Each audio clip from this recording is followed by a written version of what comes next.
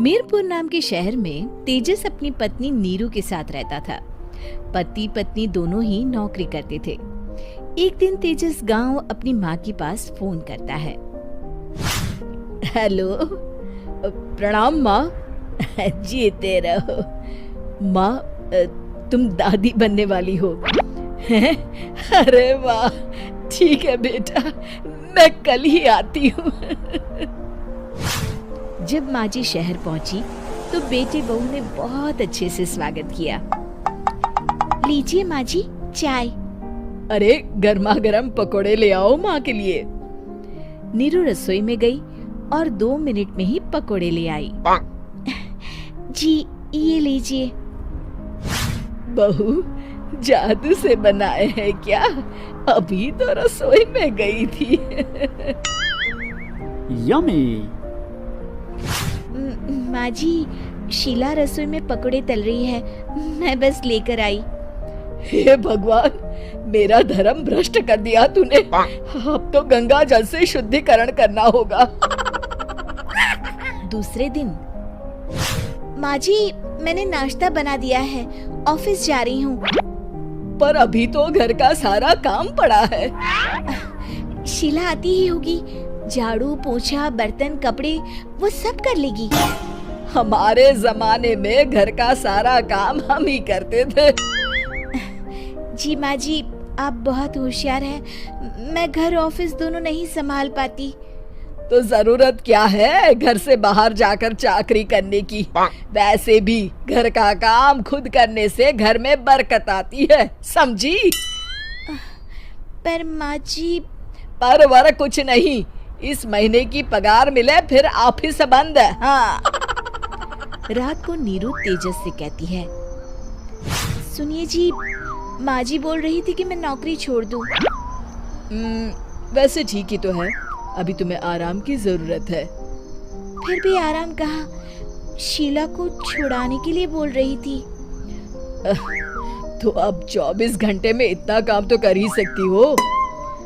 पर जॉब पसंद है मुझे, घर पर मन नहीं लगेगा। अगले दिन जब दोनों ऑफिस के लिए निकल रहे थे, मेरी तो कोई कीमत ही नहीं है इस घर में।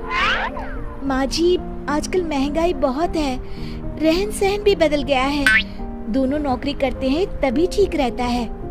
अच्छा, तू कहना क्या चाहती है? मेरा बेटा तुझे बिठा के खिला नहीं सकता? तू ही इस घर का खर्च चला रही है, हैं? नहीं माँ जी, मेरा वो मतलब नहीं था। मतलब खूब समझती हूँ, ये बाल धूप में सफेद नहीं किए मैंने। हाँ।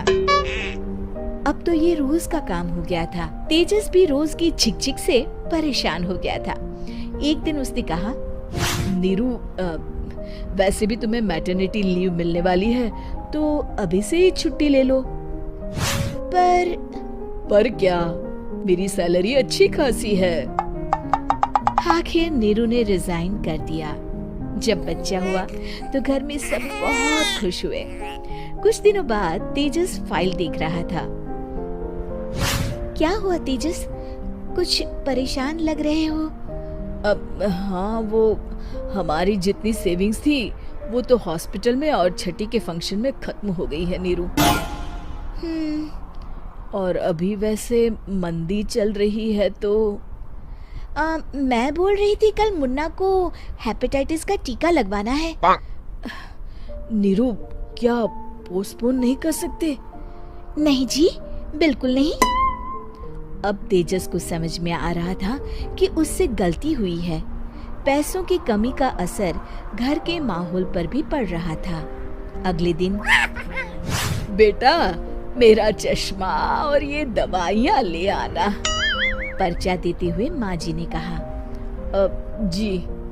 तेजस, मुन्ना के लिए दूध का डिब्बा और डायपर भी ले आना, और ये किराने के सामान की लिस्ट है, इसे भी लाना है। तेजस गुस्से में लिस्ट मरोड़कर फेंकता है और चिल्लाता है, पैसे क्या पेड़ पर उगते हैं? ये ले आना, वो ले आना। अरे पर ये जरूरत का सामान ही है। वो गुस्से में बिना कुछ कहे ऑफिस चला गया। अरे लंच तो ले जाइए। नीरू दौड़कर डिब्बा पकड़ाती है। एक दिन खाना खाने के बाद, नीरू, अब तो मुन्ना कुछ बड़ा हो गया, तो अब तुम वापस ज्वाइन कर लो ना जॉब। पर इस रिसेशन में जॉब मिलना बहुत मुश्किल है। ट्राई तो करो। फिर मुन्ना, माँ जी है ना, और एक फुल टाइम मेड भी लगा लेंगे।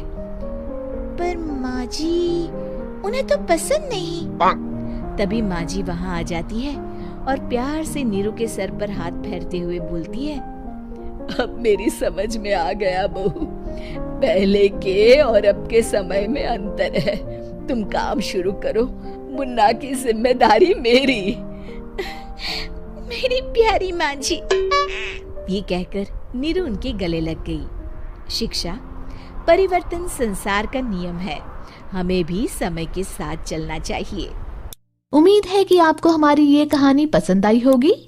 कृपया हमारे चैनल को सब्सक्राइब करें और सभी अपडेट्स के लिए बेल आइकन जरूर क्लिक करें। और हाँ, वीडियो लाइक और शेयर करना मत भूलिएगा।